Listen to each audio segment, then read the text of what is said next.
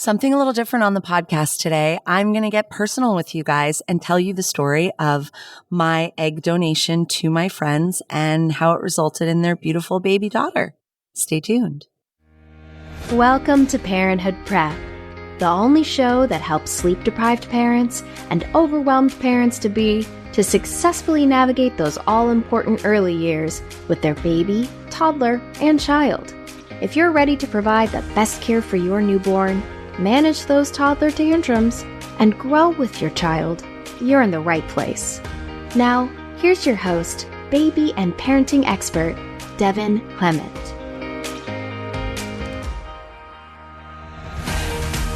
Hello, and welcome back to the Parenthood Prep Podcast. Today's episode is going to be a little different. First and foremost, I just celebrated my birthday. Thank you.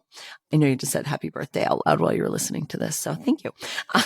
We had a bunch of friends down to our house. My best friend traveled in from Atlanta, and it was just really wonderful. The weather was perfect, and we just spent the whole weekend like relaxing and swimming in the pool and playing games. And I always go to this gay pool bar on my birthday. So this year, because my birthday was a Saturday, we went on the Friday, and that was really fun. We just had a really great time. I love celebrating my birthday. I know a lot of people have mixed feelings about it. I happen to have a great birth date, which is at the end of July 26th. So it feels like the perfect time of year to have like a summer party. And, coincidentally, it just happens to be for me. But my poor partner, Alex, his birthday is Christmas Eve. So he really kind of gets the shaft when it comes to people celebrating him. I always try to make it special, like have a totally separate present that is Christmas present and like wrap it in like birthday wrapping paper. And my family, when we get together for Christmas, we usually do like a birthday cake for him. And then we do something for his birthday in January, which is actually great because in like the beginning to middle of January, nobody has anything to do. So everyone is like available and willing to come out, which for my birthday is sometimes harder because everybody's on vacation or has like a wedding or, something else. Mostly people are away. Anyway, so it was my birthday and it was lovely. And speaking of births, I want to talk a little bit more about Miss Audrey Joan, my good friend's baby and my biological daughter. I thought it would be just interesting for you guys to hear the story of how it all kind of came to be and what the steps in the process were and, how we eventually ended up here with our baby, my niece.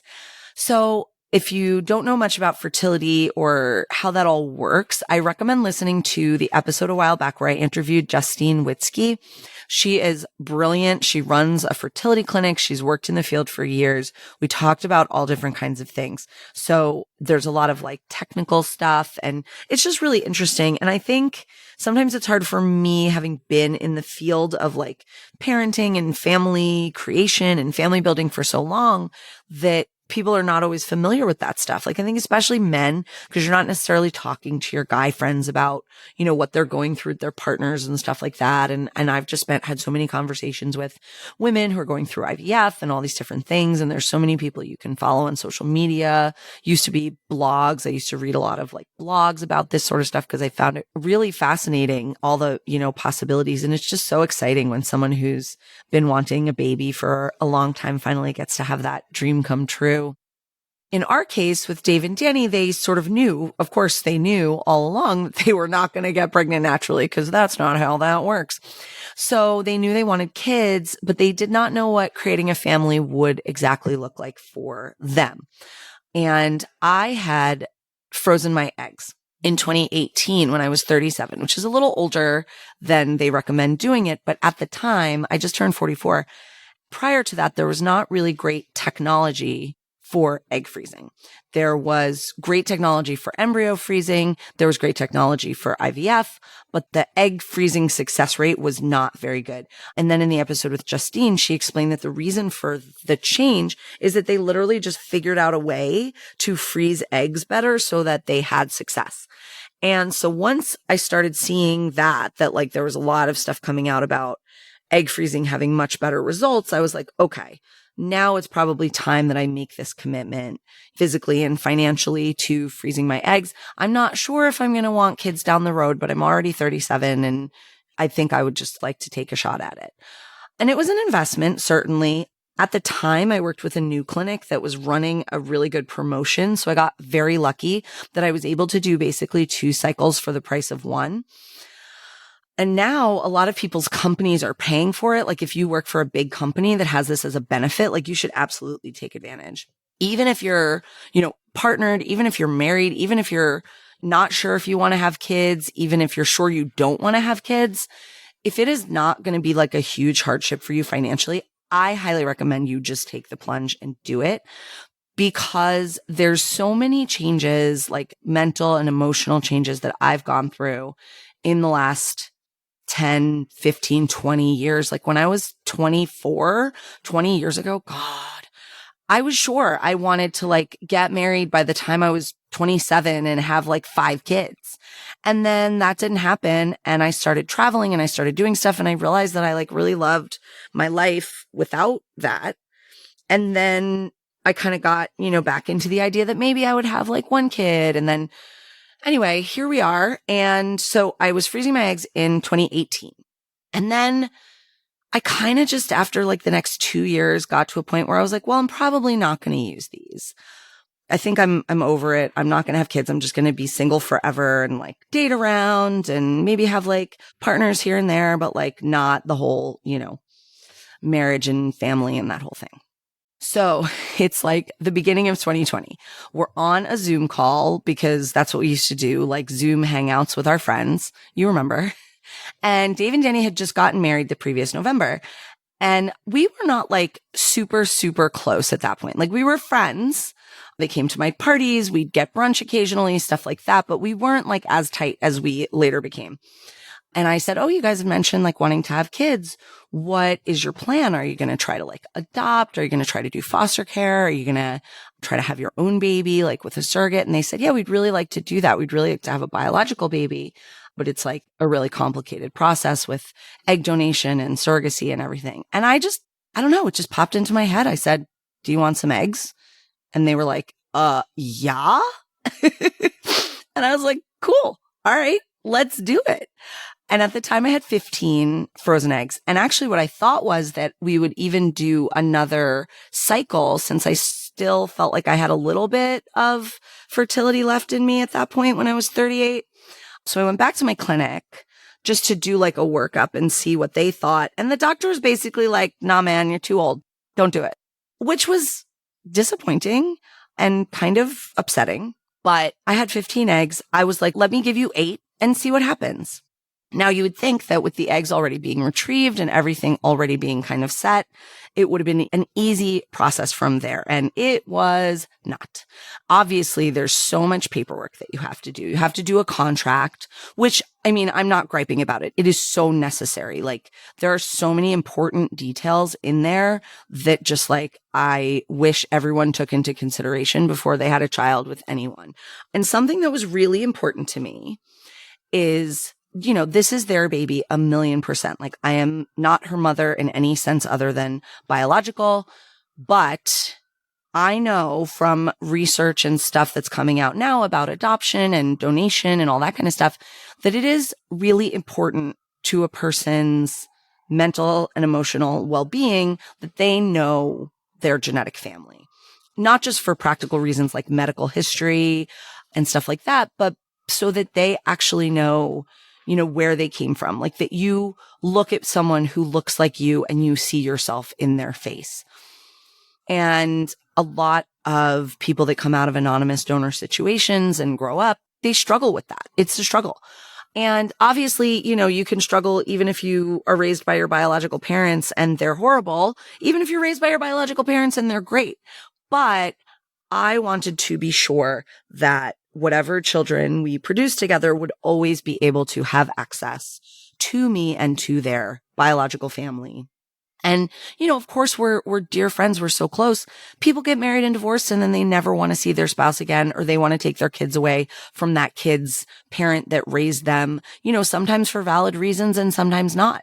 So I wanted it to be in writing, as did they, that there could never be a severance of communication from any of the adults involved. Like if the kid doesn't want to talk to me, fine, but they can't keep her from talking to me and I can't keep her from talking to me just because I'm, mad at them or whatever. So that all went into the contract. I had to get my own lawyer separate from theirs, which they provided for me.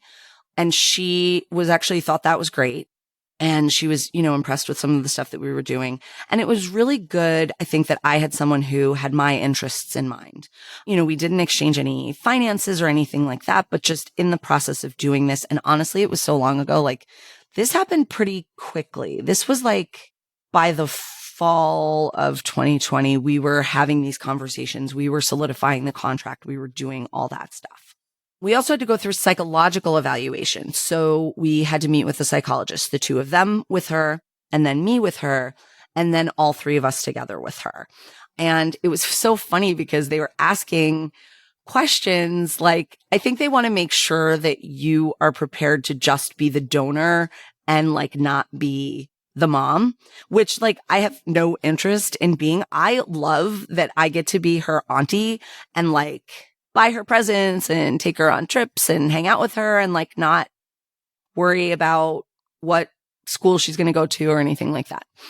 So we had the psychological evaluation. But the funny part is, of course, I am a postpartum doula and newborn care specialist. I am a baby expert, and she knew that going in, but she was asking all her standard questions. Like she was asking Dave and Danny, like, well, if Devin tries to tell you what to do with the baby, how are you going to feel about that? And they're like, we're going to listen to her. Like, she's literally an expert. Like, we want her advice.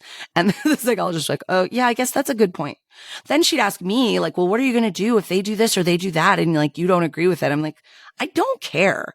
Like, say you go over there for Thanksgiving and she's 4 years old and she wants to play outside and they let her go outside without a jacket on. And I'm like, she'll come in if she's cold.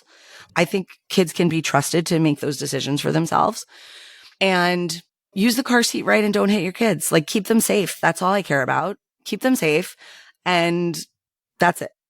I have to brag a little bit because when we all got together with her for our final conference and discussion, she said that we were like one of the most prepared groups of people she'd ever worked with. We got a gold star in psychology and she was so thrilled for us and so excited for us to take the next steps.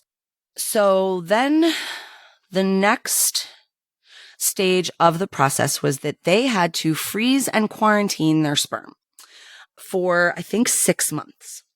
And I'm not going to like go into details about their, medical history or anything like that, obviously out of respect for their privacy. But let's just say that process was not simple and straightforward. There were definitely some bumps in the road for that. And the reason that you have to freeze and quarantine the sperm for that amount of time is because their intention was to use a surrogate. They wanted to be sure that there was not any potential illnesses or diseases or things that, you're putting your human body material into someone else's human body and that person is not one of your romantic partners.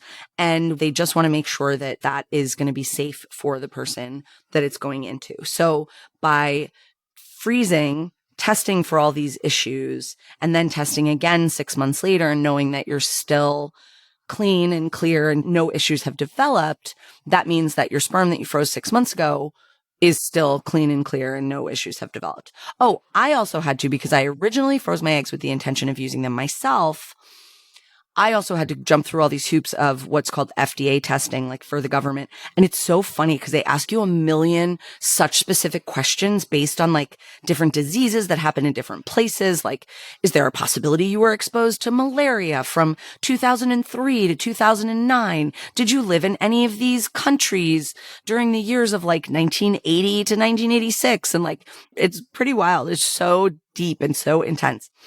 So I had to do that. At the same time, I actually started working with a new clinic and I did do another egg freezing cycle because at this point in my life, this was now a couple of years later, 2022 or so, Alex and I had gotten a little bit more serious. We had like just met when I first made the decision to donate to Dave and Danny.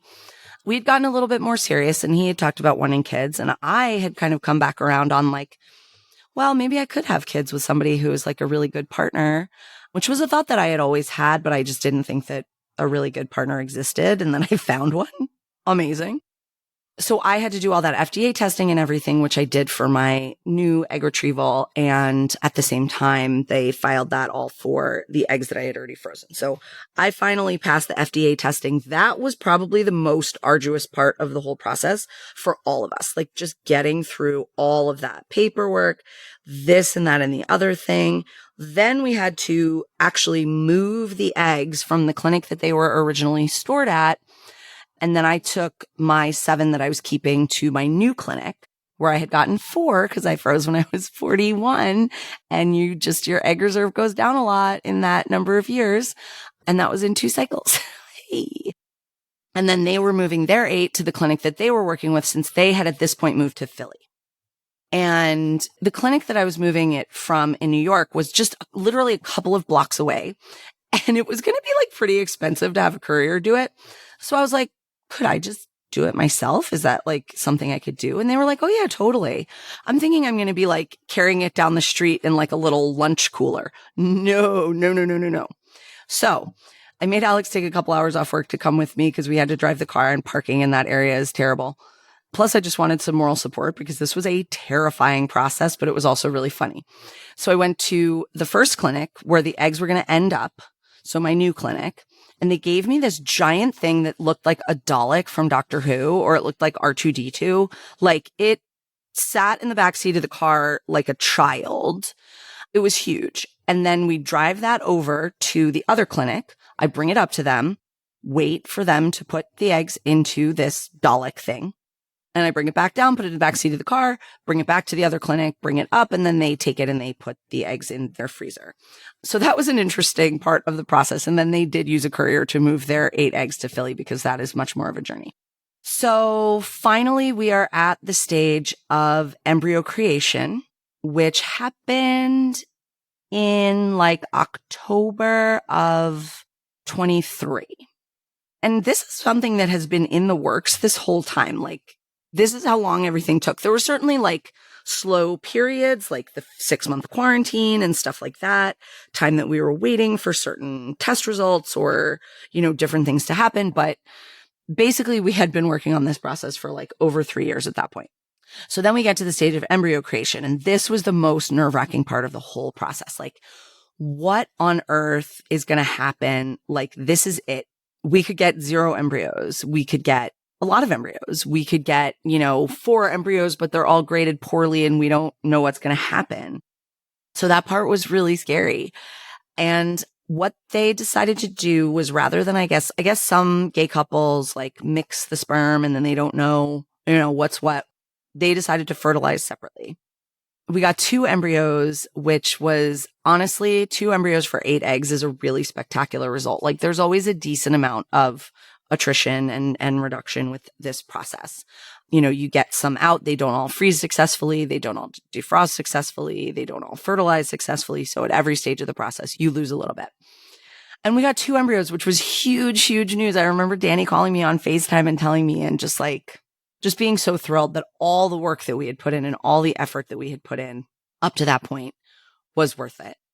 And so then they finally were able to start searching for a surrogate. And that is, they don't want you finding someone until you actually have embryos. Because if you go through this whole process to like match with someone and be talking to them and be like ready to move forward with them, and then you don't have embryos, that's going to really mess things up and be a waste of everyone's time and, whatever agency you're working with and all that stuff. So they don't want you even like searching for a surrogate. Unless you have someone lined up already, they don't want you searching for a surrogate. And now I wasn't really part of this process with them. This was like their thing.